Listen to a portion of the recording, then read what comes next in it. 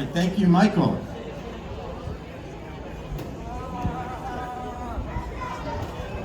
Hi, friends.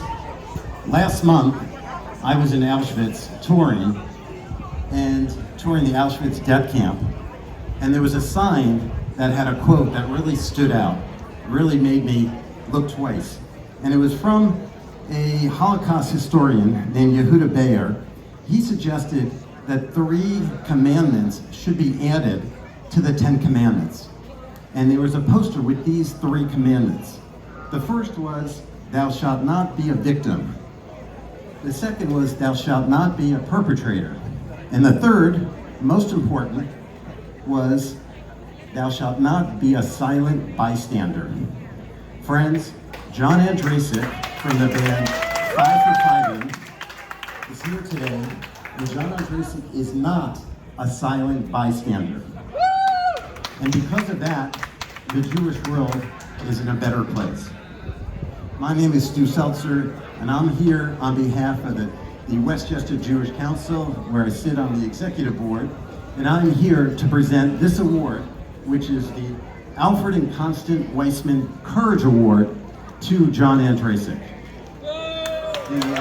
Alfred and Connie Weissman were never silent bystanders. They were always strong supporters of Jewish causes and American causes.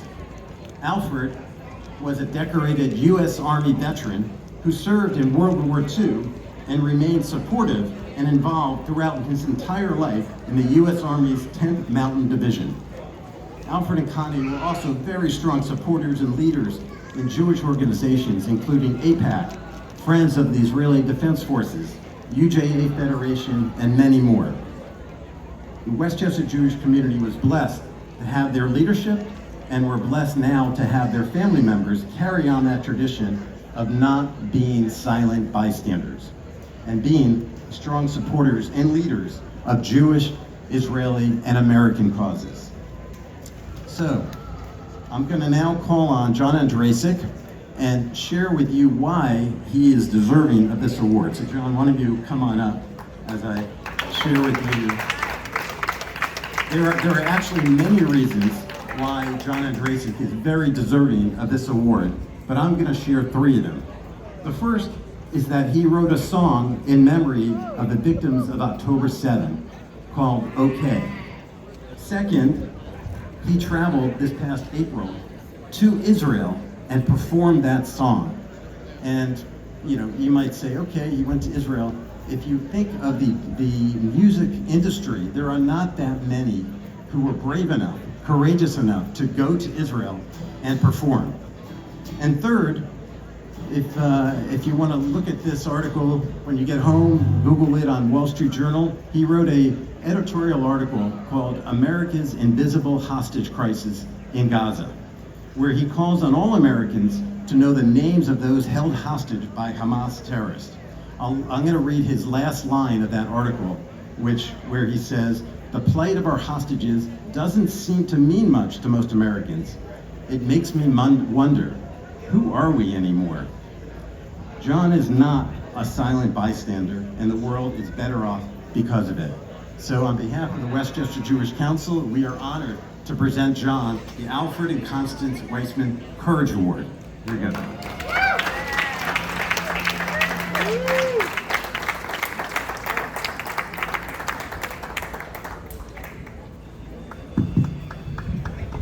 Thank you, everybody. Thank you. It's nice to be with you. I'm glad the rain stopped. This is a bit of a melancholy moment for me. Certainly, I appreciate meeting all of you and seeing you here today. It's unfortunate that I even have to get an award for this. It's not right that I'm an anomaly in the music business. It shouldn't be that way. Unfortunately, it is. This song was inspired by a speech that Eric Adams gave soon after October 7th. I'm sure you all saw it, where he said, "Something is deeply broken in America when 24 hours after the October 7th atrocities, thousands of people are celebrating in Times Square. And I really wasn't going to write a song. I was horrified by the events like you are. It reminded me of 9/11. But then over the next few months, we saw the collapse of so many moral institutions, not only in America, but around the world. Certainly the media quickly became Hamas propagandists, particularly in Europe. Our college campuses run amok with anti-Semitism. My alma mater, UCLA, where kids actually wore wristbands to distinguish whether they were Jewish or not. And if you weren't the right faith, you were not allowed to move across campus. I don't know if you just saw in the last few days, a judge ruled that UCLA had to allow Jewish students to move across campus. You know what UCLA did? They appealed it. We are not okay. Certainly on the Hill, the Rashida Tlaibs of the world, I was very happy to meet Mr. Latimer, who will be your next congressman.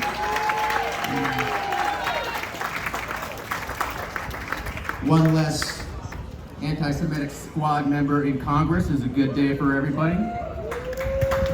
So, anyways, I wrote this song about what's been going on. It's called Okay, but the theme is really we're not okay, because we're not.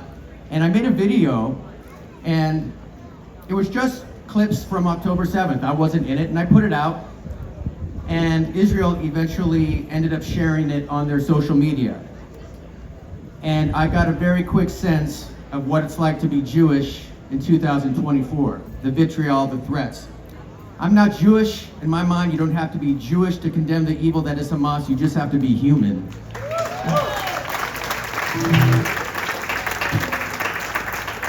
As Stu mentioned, I actually had an opportunity to go to Israel between on a break on my quartet tour. I initially was going to go and meet with hostage families, which I did, meet with the troops, meet with some artists, but I was asked to play Hostage Square on the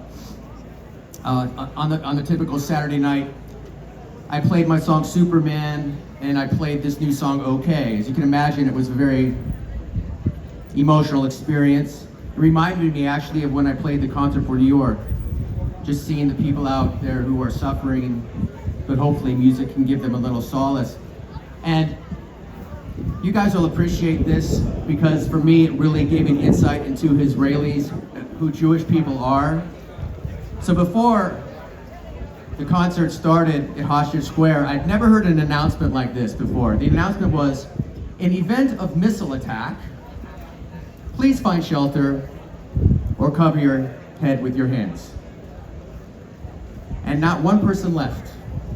There were 10,000 people there. I wanted to run to my hotel and hide under my bed. Nobody left. And then I performed, as I said, very emotional, hostage families standing right in front of me with signs of their loved ones. And after the concert, I walked off stage, and the head of the hostage forum, Rebecca, said to me, "Hey John, by the way, you need to be in your hotel in a safe room by 11 o'clock tonight." And it was 8:30 at night. And I'm like, okay. I had my son with me, by the way. So I went to my entourage of Jewish, Israelis, Americans, and I said to them, all right guys, you heard, right? We have to be in our safe room. And my friend David, quite a guy, he said, but John, I have a dinner reservation. I'm like, haha, you're funny. He's like, John, I've waited 2 weeks for this dinner reservation. And I realized this is who Israelis are, and this is why you win. Because the ability to find joy in the darkest of times, you're a little crazy, you're incredibly brave. So finally we agreed to compromise and have dinner at the hotel. And at 11 o'clock, that's the night Iran launched their first drones in their attack. So I, with my son, spent the night, like everybody else, with my wife calling, crying on the phone. But I'm glad I was there, because I saw firsthand the strength, fortitude of what you have been through for thousands of years.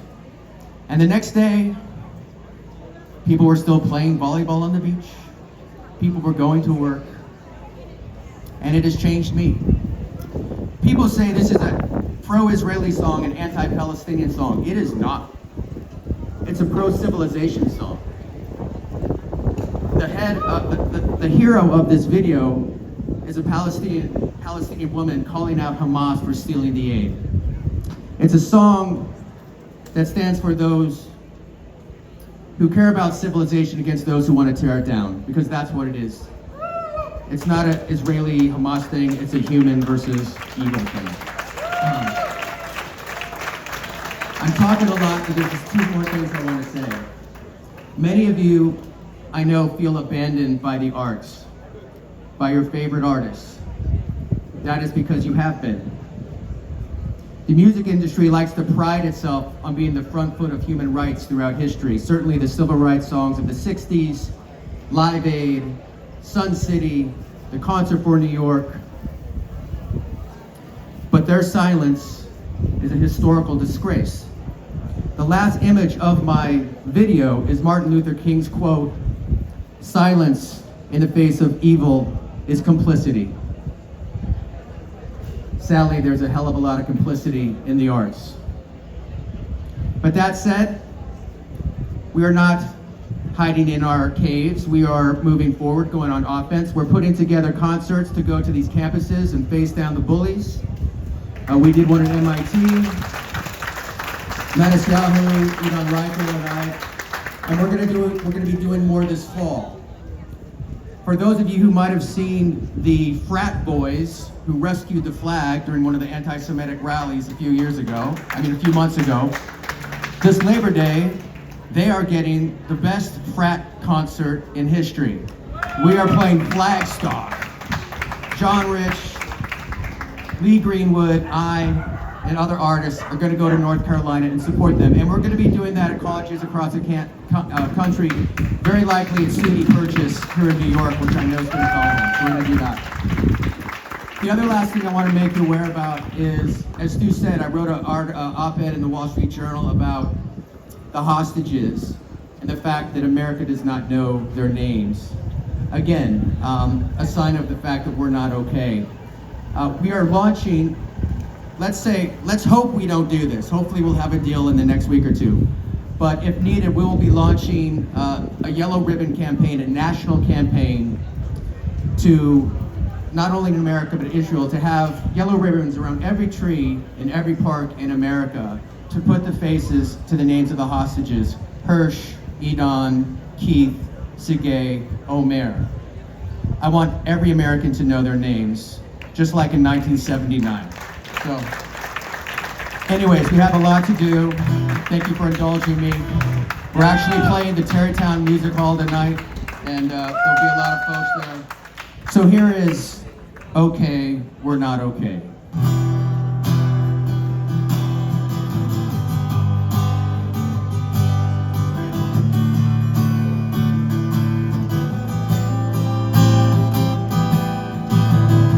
This is a time for choosing.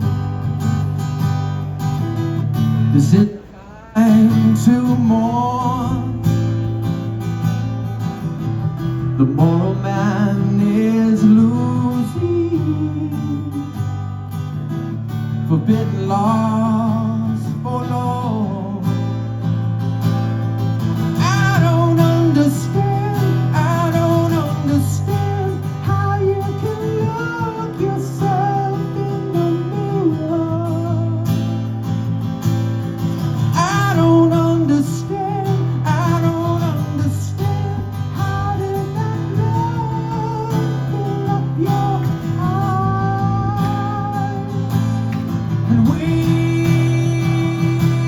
are not. We are not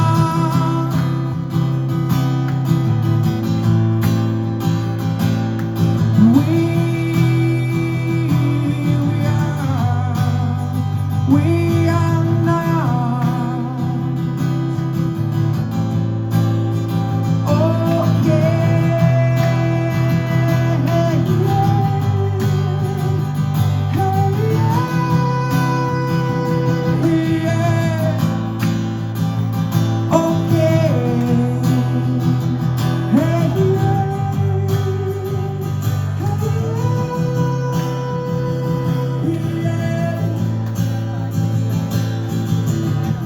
hide behind your baby. You hide behind your kin. The Harvarders have rabies. The Holocaust again. I don't understand how you can love yourself in the mirror. I don't understand how does that blood spill from your eyes? And we are not.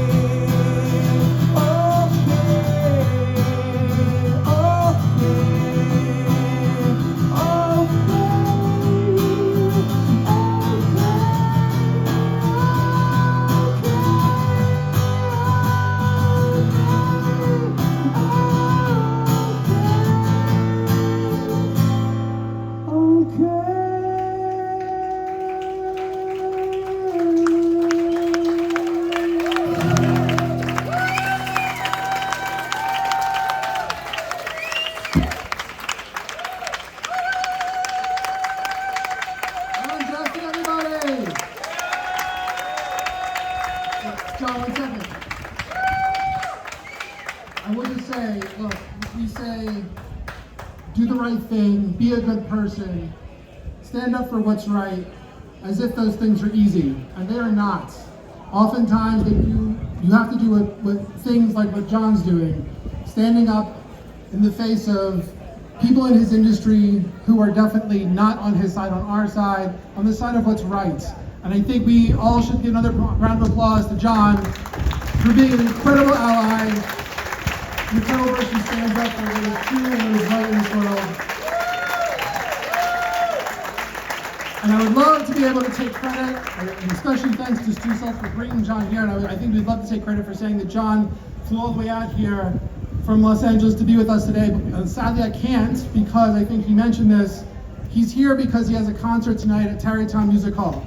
So while we cannot provide you with an after party, that's a perfect way to do it, right? So if you want to leave from here and continue the great vibes and hear some more tunes, go on your phone, look up the Tarrytown Music Hall.